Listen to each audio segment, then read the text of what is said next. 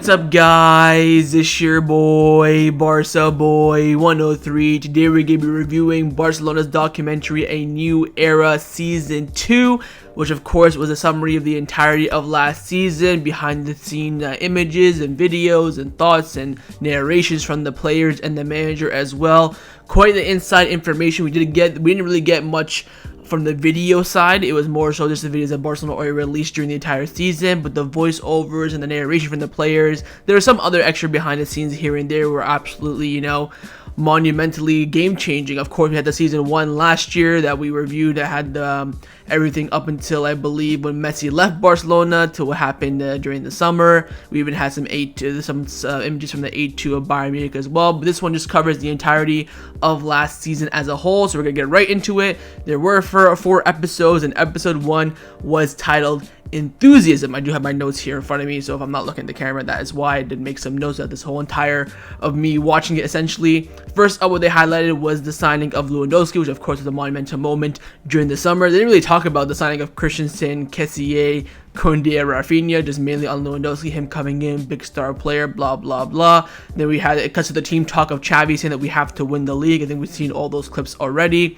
saying that those players on the bench have to be ready no matter what and have the same commitment. Then cuts to Joan Laporta doing an interview saying that La Liga is the benchmark and that's why it is a priority for Barcelona. Then we cut to the first game of the season, of course, Rayo Vallecano, where we drew 0-0. We missed a lot of chances. The expectations behind us, of course, were absolutely huge. Xavi was really scrutinized in the media and heavily criticized that week. And after the match, our first, you could say, insight, Xavi did say that Joan Laporta and Mateo Alemán came into the dressing room speaking to Xavi, and they were very, very, very upset. But Xavi said, keep calm, it's just the first game. Of course, we will, make more advancements. So Mateo Alemán and Joan Laporta were very disappointed after the 0-0 draw against Rayo Vallecano in the first match of the season. Again, Xavi went through a lot of criticism during that time, during that first week, you could say, until we played the next game, which of course was Real Sociedad.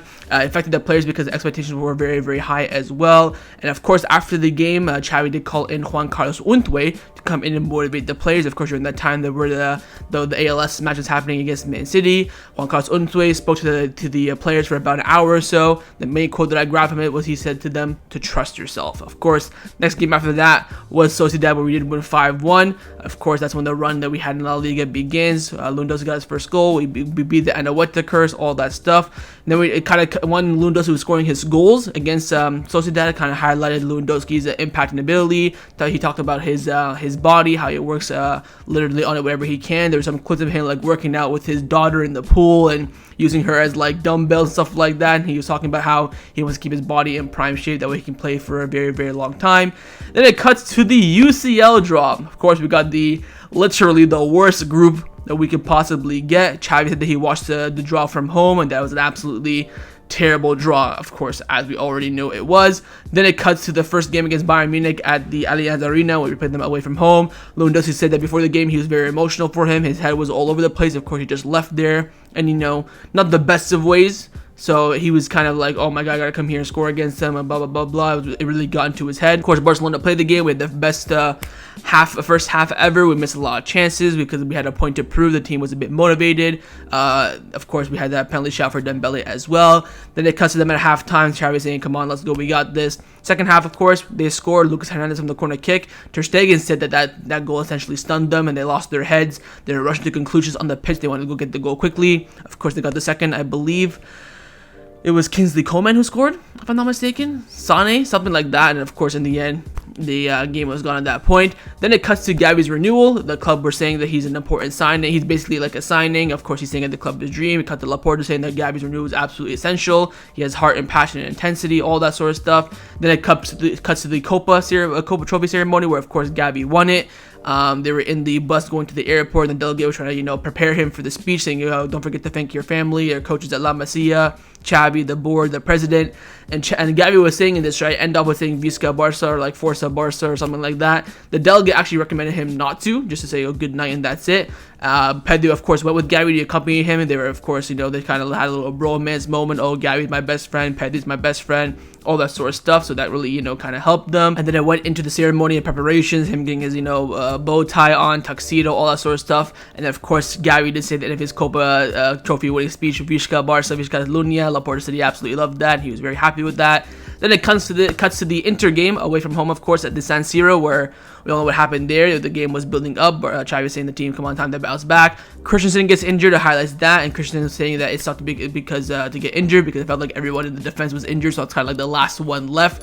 Xavi said that, look, we have to self-criticize ourselves a little bit because we didn't perform that well. Of course, the Pedri goal got disallowed. I talked about that. Xavi said, you know what, it touched his hand. I understand why that was disallowed, but I still think it's a bit unjust. Then, of course, the Dumfries handball. Everyone was saying it was a clear handball. Xavi said it was unjust. Pedri was talking about it. Gavi as well. It was a penalty, and if that penalty was given, we could have walked away with a draw. It would have changed the entire momentum and situation of us in the Champions League. And then, of course, we had the unfair and disappointing. Then Xavi highlights that we were very unfair and very disappointed after the Bayern Inter game, both away from home. We're then going back to La Liga, where the main focus is against Mallorca away from home. We win 1-0, and that was the first time in 833 days of Barcelona not being on top of La Liga, but that day broke the curse. It was the first time they go out top of the table, and also there were some surprise inclusions in this documentary. Gerard Romero was a part of it, and his first iconic quote, he says that it helped the psychological aspect for Barcelona to get top of the table for the first time ever, and Gavi said it was the first step in winning the league. So that was episode 1. We now enter episode 2, and the title of episode 2 is Doubts. So it starts off initially with a little bit of a teaser for Piqué leaving. Piqué talking about his final game. He's in the car with his kids, talking about the routine, what they're going to do when he gets there. They have to dress and wear Barcelona shirts. They can't go into the locker room because apparently Xavi has a rule that there are no kids allowed in the locker room. But that was just a teaser. It actually jumps straight firstly to the Inter game at home at the Camp Nou, of course, in the Champions League. Lewandowski and Xavi are both highlighting the injuries of Koundé, Araujo, and Christensen going to this match, and that we're basically going in there with like one leg essentially tied behind our back, and it was difficult for us. Xavi said that we should have scored the second goal, and if we did during that time, we would have won the game easily. Of course, we came in, Dembele scored the first goal. We had a few chances, and Xavi said we scored that second goal before halftime, going to halftime 2-0. He thinks he was saying that we were 100% going to win that game, and of course, we made a few defensive mistakes. Piqué, Eric Garcia, and then we ended up crumbling. And after it went to 2-1 Inter, the team dropped mentally. I think Ter Stegen says the team wasn't ready to go behind the goals in this game, and that caused us to lose because they went to this match, we're gonna win 2 or 3-0 comfortable. So once we went behind and started losing, Ter Stegen said that affected the team's mentality a lot. Xavi took the blame, saying that it was my fault, should have made some changes, whatever the case may be. Then, of course, after the Inter game, we did have to go to the Bernabeu and face Real Madrid. The journalists that were talking over voice saying this was a terrible time to face Real Madrid. You're not coming to this game too well. No time to recover from a bad draw. And Koundé admits that Real Madrid at that time were a better team than us. Xavi was saying in the locker room that we lacked a lot of passion and determination. The second goal in the match, I believe they scored early on with Benzema, then Valverde scored. Xavi said that second goal killed the game. It was very hard for us to come back in that game. And Xavi said this was also his first major setback as a manager. Of course, he's getting heavy criticism that week, dropping points 3-3 to Inter, losing at the Bernabeu. And Xavi said that was his toughest week as a manager, point blank, ever. Then it cuts to the Bayern Munich game, of course, at the Camp Nou, where we got, I don't even want to describe how we got, but we lost 3-0, and then it cuts to the Gol del Nord, of course, the chanting section of Barcelona, calling the players out to cheer them on. Of course, we know that the players, full time, they went into the locker room, they came back out, because Gol del Nord was demanding the players to come out. Ter Stegen didn't think they were going to cheer them. He thought they were going to go out there and get, criticized and scrutinized by the fans, but they actually cheered them on, of course, chanting Barcelona, we're Barcelona fans till we die, we believe in you, blah, blah, blah. And Xavi said that he's never seen anything like this as a Barcelona supporter, manager, player, or culé, and he felt the support so deep inside him. And Ter Stegen even said that we had to repay them back. He said after what they did, we had to give them something back. The next day, Xavi also called a meeting with all the players, just the players. There was no one allowed else in. It was just him and the players, no coaching staff either. He walked in there and he asked if anything was wrong, and this led to him, this was his words, he said, and this led to an hour and a half discussion where the players opened up. They talked about stuff behind the scenes, personal matters. It was not really about football, so to speak, but that's what he said, that when the group came together and started to become a family, and he thinks that this was the moment that marked the turning point. And Xavi always watches every game back to analyze it. He was doing some tactical switches, and this was the moment that changed Barcelona's season. Of course, after he was watching the game back against Bayern Munich, he realized that Barcelona are outnumbered a lot in the midfield, and that's when Xavi realized that the game is dominated by midfielders. And then he told the coaching staff that he thinks that we should be playing with an additional midfielder. Of course, now present day, that's not looking too great at us, but at the time, it was a good decision. And we had custom training clips of Xavi, saying that we have to attack in a 3-4-3. And I think it was Sergio Regli came on the screen saying that we're going to have the left winger tuck inside with the other midfielders and drop into midfield. He's going to have Frankie Young drop in there to form a double pivot. So left winger tucks inside, Frankie Young, who's already there, tucks inside more, forms a double pivot with Busquets, and that's how we're going to dominate the midfield. Then cuts to a montage of us beating Villarreal in that system. I think we beat them 4-0. We beat Bilbao, of course, Athletic Club, 4-0 as well. We started to win games in a row. Pedro said he liked the new formation and tactics because it helped us control the matches very easily. Xavi then highlighted the family energy that we had during that time, that we can do anything. And then we cut to, of course, PK retiring. Now, of course, PK retired.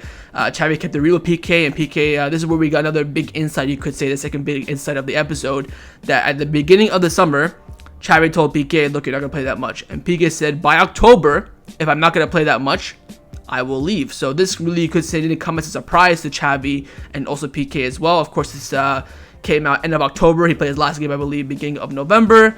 And of course, they cut to the scene of where PK plays his final match for Barcelona. We didn't really get any extra footage of that. Essentially, everything that's already been released. We saw when PK at the end of his speech, of course, went down the tunnel, and that's where the footage cuts out. We saw in this documentary him, greeting his sons, giving them a bit of a kiss, and that was it. So no really extra footage of PK's departure, but that big insight that PK told Xavi that by October, if I'm not playing that much, I will retire. So that's, of course, the big thing.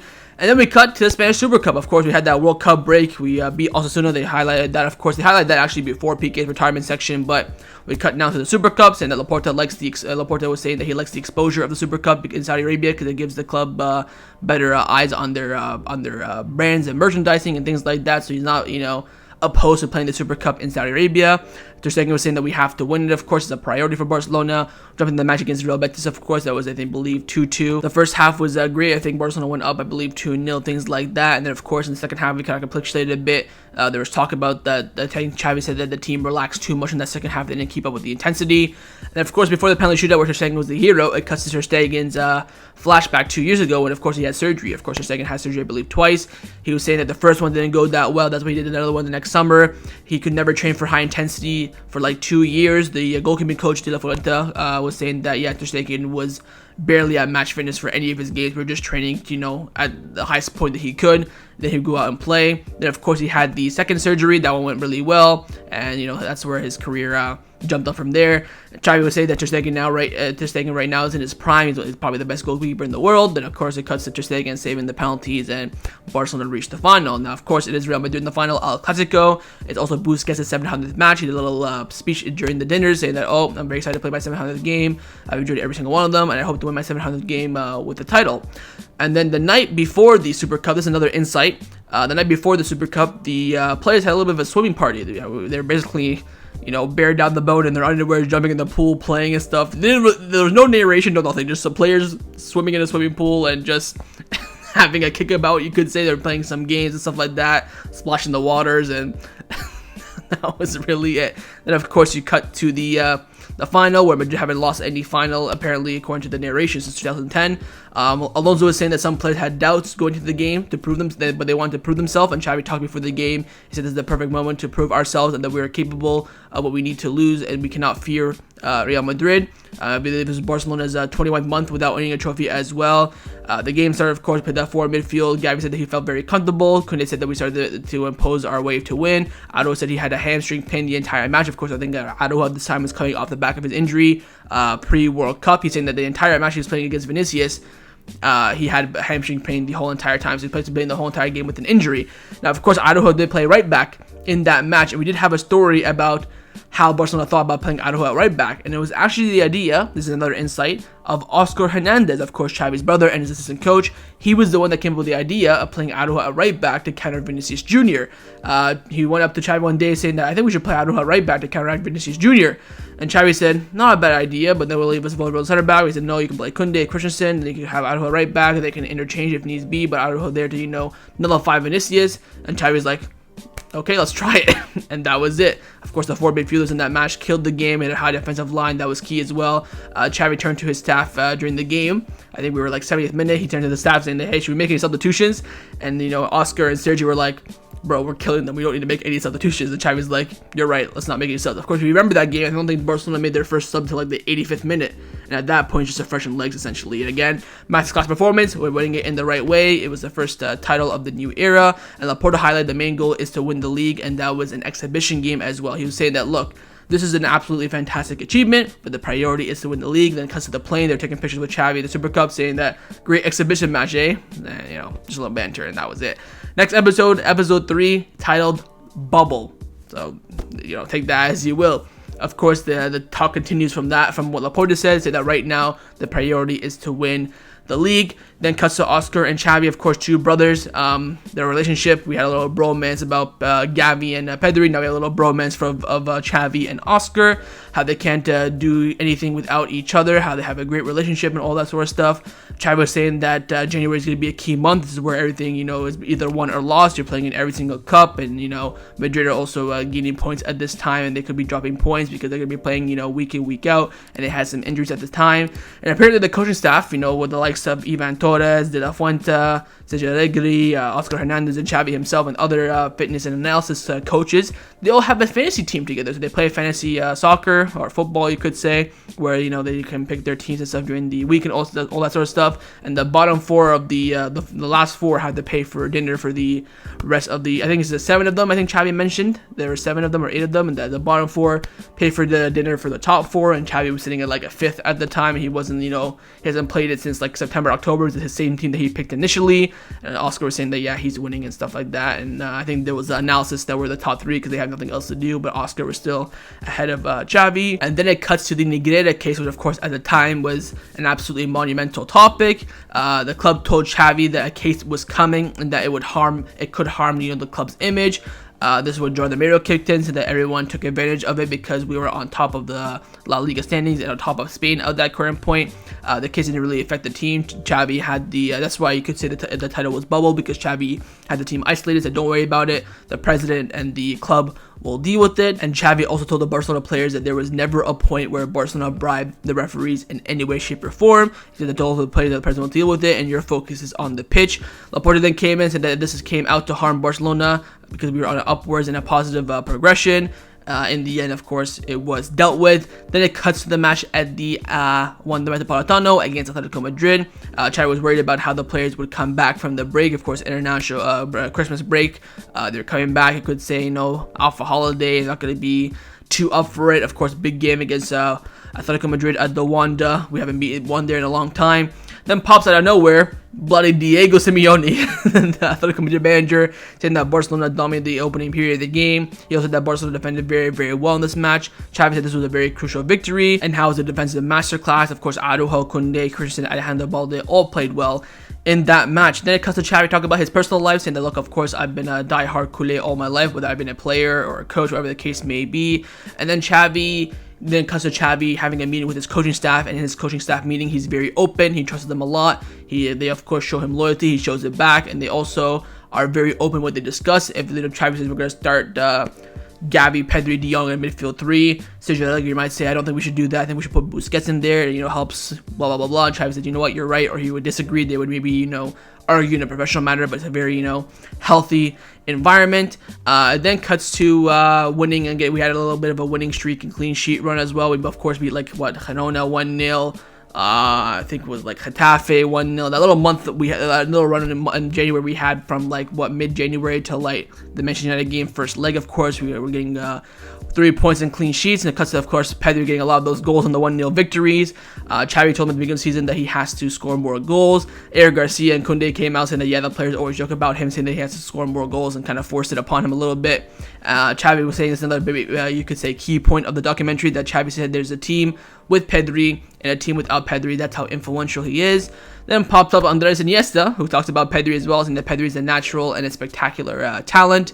Cuts a bit about Pedri, then says that Pedri likes to play basketball. They have a little basketball net in the gym. Then it cuts to a basketball competition where, you know, Dembele and Varane and Eric Garcia are playing basketball in the gym. They then move to the actual big basketball court, And then they pulled out Paul Gasol to watch the players play basketball. Of course, Paul Gasol, absolute legend in the basketball game, especially for Spain. There's a shooting competition. I think Roberto, Busquets, and like Eric Garcia were facing Dembele, Pedri, Gavi. Busquets and Roberto, their team won. They're having just a shooting competition. It wasn't, an actual full-on basketball game. But Paul Gasol was watching it, saying that, Roberto's actually pretty good, and Busquets has a good strike on him, and that was pretty much it. Then it cuts to the Manchester United game at home, of course, at the Camp Nou. Alba was saying that it was going to be a very even match, and Lewandowski was saying that United were on, one of the best teams in the world on current form during that time, so it was a difficult game. Of course, during the match, Pedri got injured. Pedri says that injuries are the worst thing in football, and that he felt great going into the game, and he wasn't expecting it whatsoever. Of course, the first goal in that match came from Alonso, who dedicated to his father, who passed away a few days prior to the game. He will, of course, look up to the sky. A little compilation about his dad, about how much of a good Barcelona player he was. Then, of course, we end up drawing the match 2-2, and then Xavi said the European games come down to final details. Gavi to pick up a yellow card in that match. He was suspended for the match against Old Trafford the week after. A little bit about Gavi. He's a great character. He's a winner. He's a competitor. All that sort of stuff. Good Koundé and Xavi highlighting the key aspects of Gavi. Then, of course, we go into the United game away. Xavi was on the team in the meeting beforehand, saying that he don't feel any fear, and the team doesn't really feel fear in Spain. But when it comes to Europe, that's the moment that everything changes. He's telling them, look, in Spain, you guys are fearless. You're beating Atletico Madrid. You're beating Real Madrid. But once you get to Europe, you guys are so scared. Coming up against United, Victoria Pleasant, Inter, Bayern. Don't be scared. When you play those, games as play them the exact same way here in Europe. Then, of course, in this match, we had the issues in the beginning of the season that against Inter and Bayern, we had a lot of defensive injuries. Lewandowski was saying that this time we had injuries in the offense. Of course, no Pedri. Gavi was suspended. Dembele was injured, of course, from the Girona match. And, of course, we ended up going 1-0 up. Of course, it was Lewandowski with the goal. Half-time, they scored really early on with Fred, and Frankie said that we gave it away in the second half and they deserved to win it. And Xavi said we were outplayed by the opponents, but they did better than last season overall in Europe. And they highlighted again Xavi saying the league is a priority and it's an obligation to win. Then cuts to the Valencia game at home where Rafinha scored the one goal to win 1-0. Rafinha was saying that he loves Barcelona. He came to help the club. He's been a fan since he was very, very young. Then it cuts to the big game against Athletic Club at the San Mamés, which of course was a crucial 1-0 victory as well, with Rafinha scoring again, and that gives, of course, a 9-point lead going into the Clásico in the league. And that ended episode 3. Now we're into the final episode, which is episode 4, and this episode was titled A New Era. Highlights, of course, the team atmosphere, family, togetherness. They're playing and training, just having some banter here and there. And what happened was the players trained, then the coaching staff, the entire coaching staff played, 7v7. You had the players in the crowd doing chances stuff. They were calling for referee decisions, stuff like that. So that was a nice little fun game to watch and play. It's good for the atmosphere and building connection stuff, and it was funny to see Jordi Alba and Rafinha calling stuff and doing like Oscar Hernandez and all this. It was just very, very bantery moment. Of course, they had the training for the preparation for the Clásico, and Xavi was saying throughout the whole entire training that tomorrow is going to be a final. He was saying also, Xavi, it was a very intense few days prior to the match. Of course, there was a lot of tension and stuff like that. Xavi then had his team talks, and they want to create a hostile atmosphere. They're pissed. We got to be motivated. It's, of course, a pivotal match to win the league.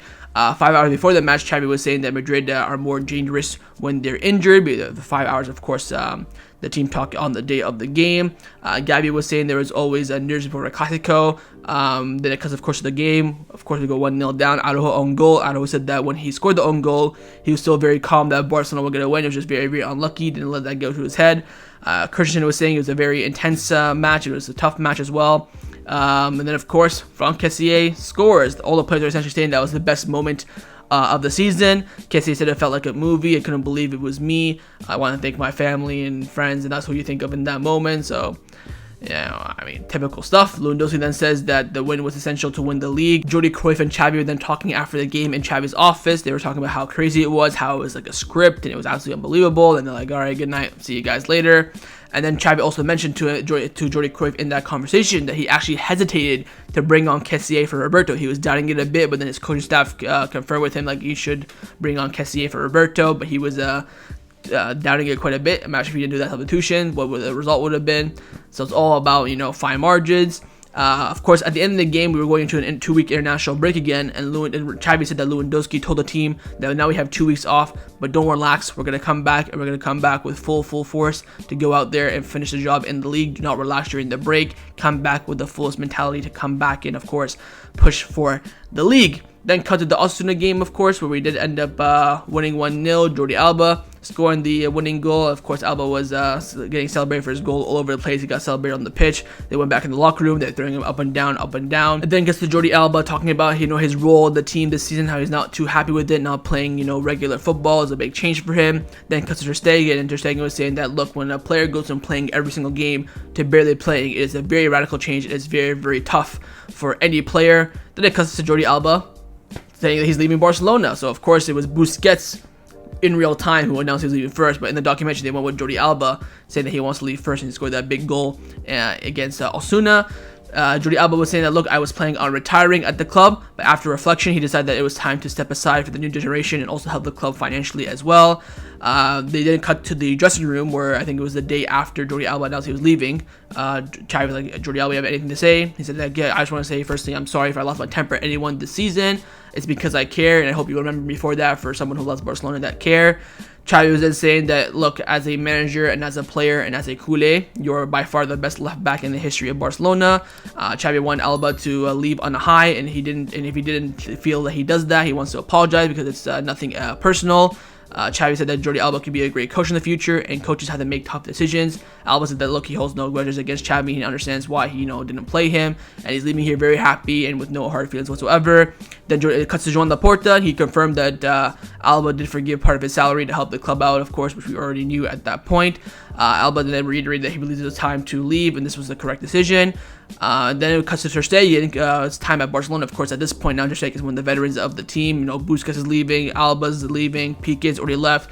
Ter Stegen talks about his time with the team. I've been at Barcelona for 9 years, been a great journey. Xavi says that Ter Stegen is essential for the team. He's one of the best. He's probably the best keeper in the world. He's one of the captains as well. Then it cuts to a bit of Ter Stegen saving compilation and passing from the back compilation. And then it cuts to Diego Simeone saying that Ter Stegen plays better than most midfielders in La Liga with his feet, which is a very high praise, to be honest, but just Diego Simeone saying that out of nowhere is absolutely ridiculous. And then it cuts to Araujo playing as a goalkeeper in training, and then Ter Stegen was saying that these Uruguayans love to play goalkeepers in training. He also mentioned, of course, Luis Suarez, El Pistolero. We've seen those clips back in the day, 2014, 15, 16, 17, that Suarez always in training becomes a goalkeeper, likes to make a couple of saves. He said maybe it's a Uruguayan thing. And Ter Stegen says that Araujo is the best outfield player who's a goalkeeper. So apart from him and Inaki Peña and Hernan Tenez, Araujo is the best goalkeeper out of the outfield players, which of course is a big, praise. Ter Stegen also said that if he ever gets a red card, God forbid, he doesn't want that to be the case, and we have no substitutes, whatever the case may be, it would be Araujo going in net. Then it cuts to Busquets announcing that he was going to leave Barcelona. Busquets said that everything in life has a moment and has an end, and he wanted to leave on top, and he wanted to leave as a starter for Barcelona.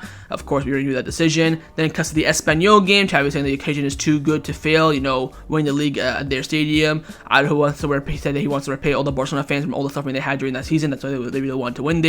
We go to the game, of course, we're up 3-0 at halftime. At halftime, Xavi was telling the players that let's go for 5, let's make this an absolute demolition, but do it with respect. Of course, the game ended, I believe, 4-2, because of them celebrating, of course, in the dressing room. We've already seen all those clips, no real clips, just basically different angles of those same clips has already been released.